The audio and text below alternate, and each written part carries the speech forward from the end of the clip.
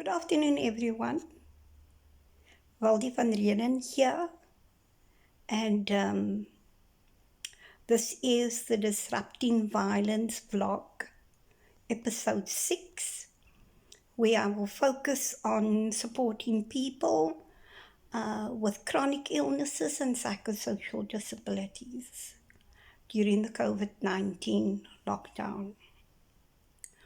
On the 23rd of March, when our president, Cyril Ramaphosa, spoke to us, he indicated that people with vulnerabilities will be under lockdown until the end of September, which is the time that he has set out for the lockdown to end.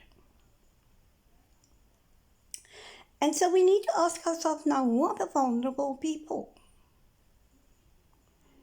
And when the president speaks about people with vulnerabilities, he's not only talking about people who are affected because of their socioeconomic status.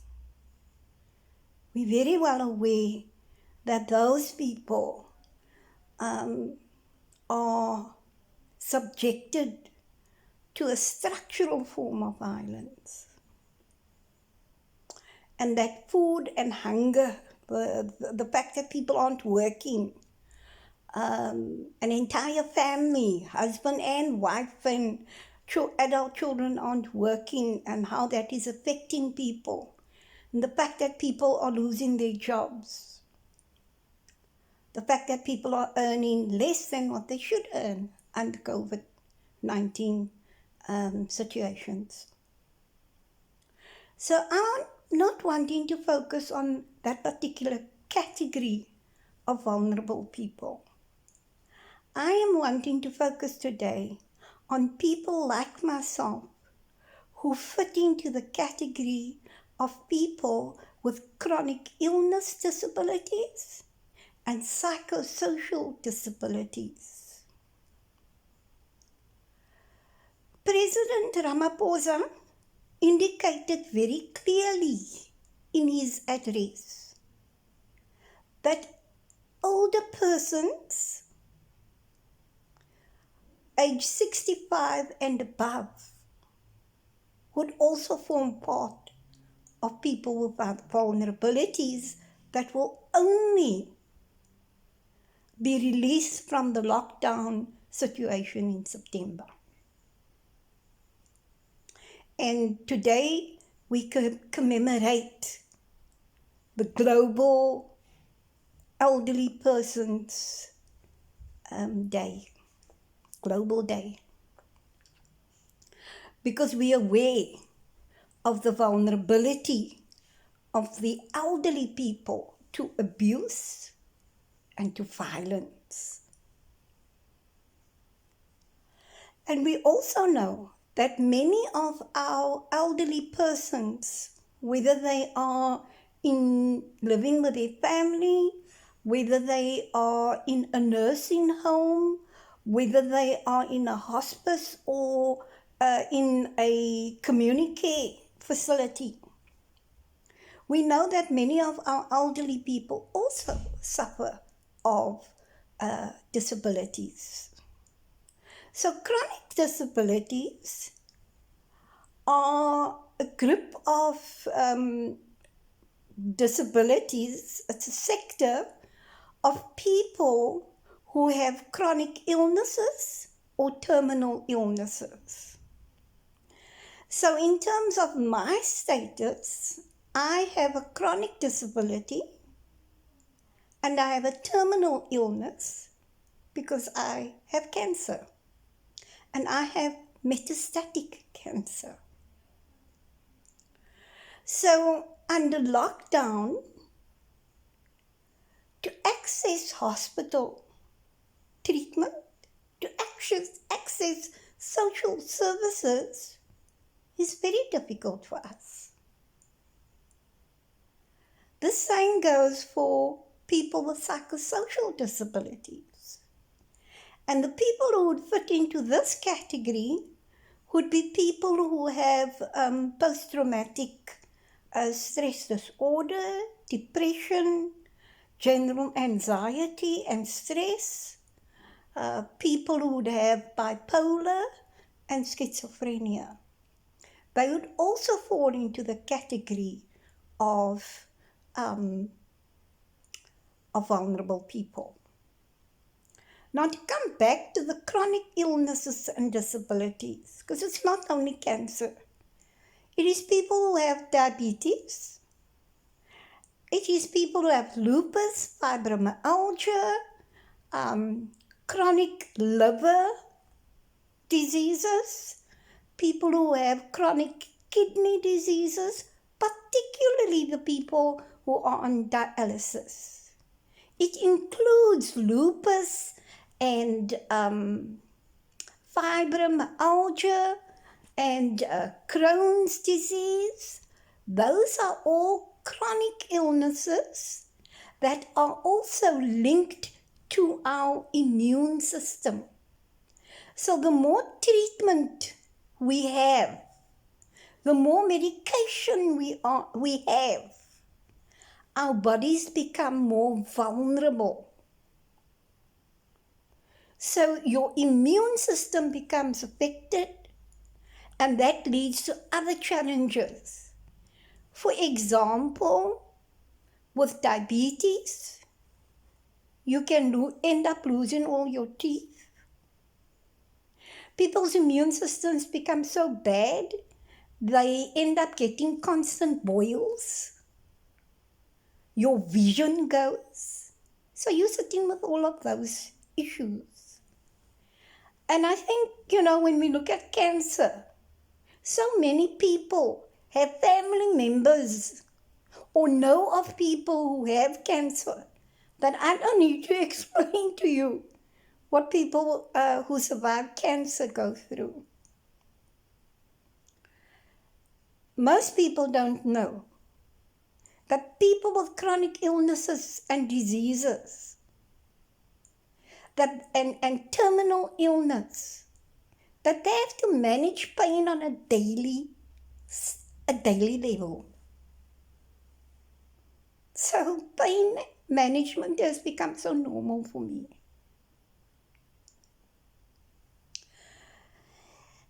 But I ask myself, when I look around me and I look at my own situation, I ask myself, what support am I getting during COVID-19 lockdown? You hear of the billions available, but what has been set aside for the vulnerable people beyond those who just need food? Which is also a necessity. It's not a luxury, it's a necessity. Because how am I affected? My treatment that I could get regularly, I may not be able to get.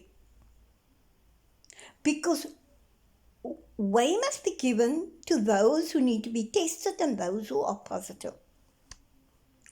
So you must probably wondering why I'm in my bed today. But I'm in my bed because I had to have an emergency operation after my oncologist discovered that I had a tumor in my arm, which ate 5 centimeters of my bone. And I was rushed to hospital in unimaginable pain. And when I got to hospital, I went to a private hospital. There was one other person in the room, an elderly woman who had a hip replacement. She was probably in her 80s. And I asked myself, what are you moaning about? This is your arm, the hip. And I witnessed some of the challenges that she had in gaining the attention of the staff, of the health workers. Not only because they are under pressure as essential workers, but because they don't always realize, and they get tired of you, and there's no debriefing for them. So, because I suffer of compassion fatigue, that's where you work every day with a particular group of people who need your help. And then if all of them just become, it's just normal. And you end up, if you don't take your breaks and if you don't do self-care, you end up not caring as you should. And I saw that happen there. I also witnessed how many COVID-19 positive people we had, because we would often hear on the loud hailer, code silver, clear the doorways, close the area, close the passages, and we wouldn't see who go through, but we would know that that is a COVID positive person. And once that person left the hospital, that whole entrance would be fumigated. So I was aware that when I was discharged, a few hours after my op, I realized that it was not because they never cared, but because the beds are needed. Needless to say,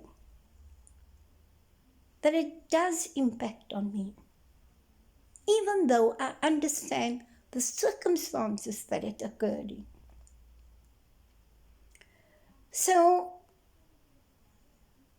people, for example, who have HIV AIDS, they are accustomed to adherence and linkage support groups. They also fall under chronic illness disability. But under COVID-19, under the lockdown conditions, they can't access those services. So we are affected by the fact that we cannot access social services, that we cannot access information sessions and awareness. And it's even worse if you don't have access to data and a phone and other technical equipment that you can then use as an alternative. And there are many people who are in that situation. And what you don't want to be is a loss. You don't want to be a nuisance when you know that thousands of people are being affected by the virus. So these are the challenges we're having. Now, we're not in a residential facility. We're not, we still stay at home. And I think what makes us different from people who are blind perhaps, or people who are in a facility for the disabled who just need to have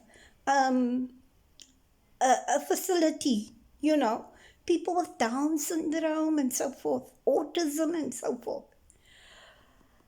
People with chronic illnesses and people with psychosocial disabilities, we can still live at home. But that doesn't mean that we're not vulnerable to COVID-19. I have a very supportive family. We fortunately haven't been affected economically by COVID-19. None of my family members who all work have lost their salary or lost their jobs or had a decrease in salary. None of them. However, under a lockdown situation, and now we're at level 3, they've been able to go out. They've been able to go and shop. How does that affect us? That creates double vulnerabilities. So, as we move forward, as we read of the number of teachers, principals, learners, older persons who have passed away from COVID-19, research shows that most of those people had some form of disability, whether they were diabetic or had heart conditions, respiratory conditions, that made them more vulnerable. And so I'm wanting to end off and say to you, let us be mindful. Even though we got so much money to deal with the coronavirus, there are many sectors, like people with disabilities, like our elderly, who may not be getting resources to assist them.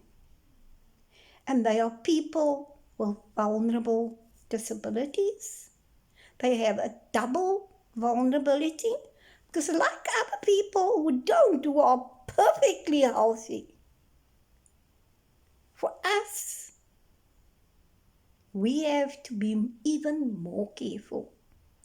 And sometimes we don't realize that as family members, as healthcare workers, we don't always realize that.